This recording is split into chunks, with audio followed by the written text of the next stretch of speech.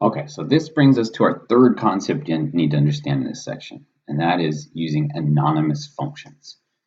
And anonymous functions are a way to just create functions really quickly, real simple functions quickly, without having to go through the whole process of creating an M file.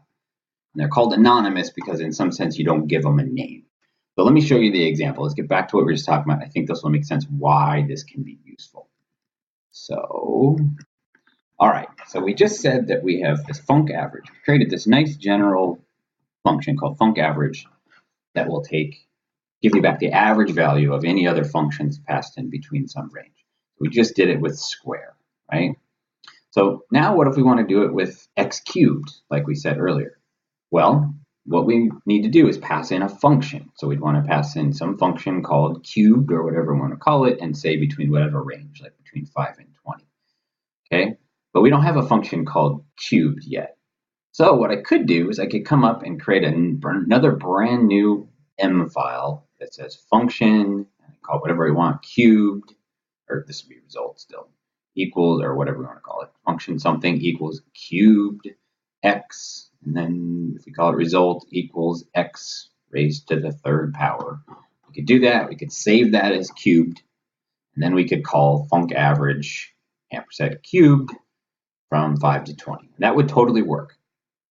But going through this process of creating one of these M files for some function that's just a simple little function like x squared that we can just type in at any point in time is overkill. There's really no reason to go through and create an M file for square of x when we can just always just write x squared just like this. So a better option when we just want to pass in some little function to another function is just to create it on the fly as one of these anonymous functions. And hopefully this ties things together here. So what I can do is I can create some name. I can call it cubed if I want, and I can just on the fly create this little file function handle to a function that's x cubed, and I can do it like this. So let's just say cubed equals.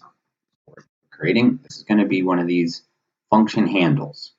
Okay. And what I wanted to have is I wanted to basically have a handle to the function x cubed, and the way I can do that is say ampersand x.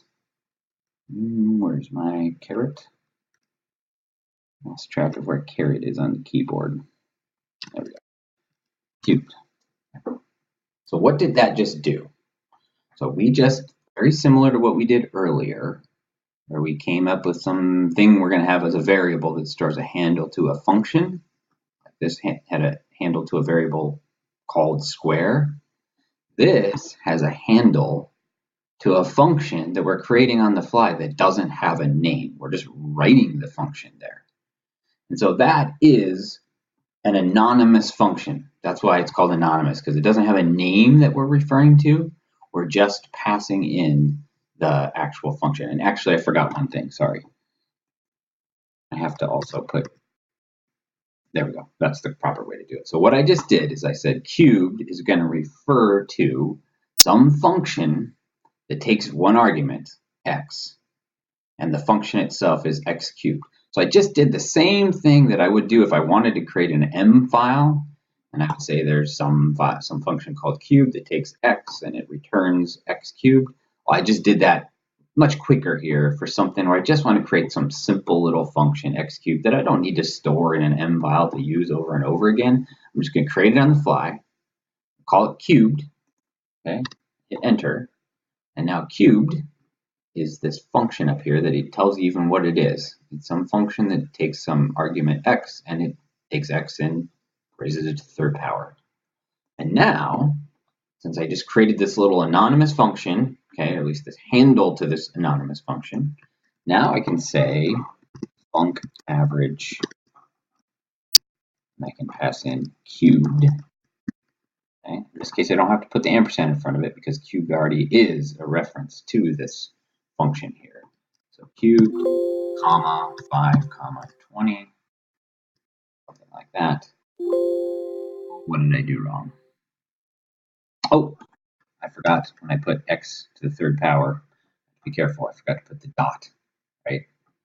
Now it's trying to do matrix operations. It's trying to take x times x where it's thinking this is matrix multiplication, or x times x times x, technically.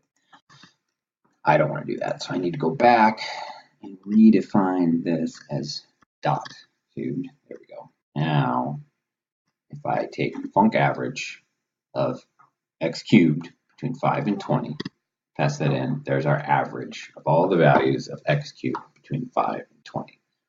And I can do this over and over and over again. I can just create functions on the fly, pass them into this.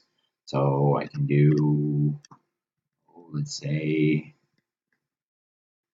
3x or anything, or x to the fourth. I'm just going to call it fourth. Why not? Fourth. There's a new function called fourth that is just x to the fourth. And now I can call function average fourth. Do it between range between 1 and 7. Okay, that will get me back to average of x to the fourth between 1 and 7.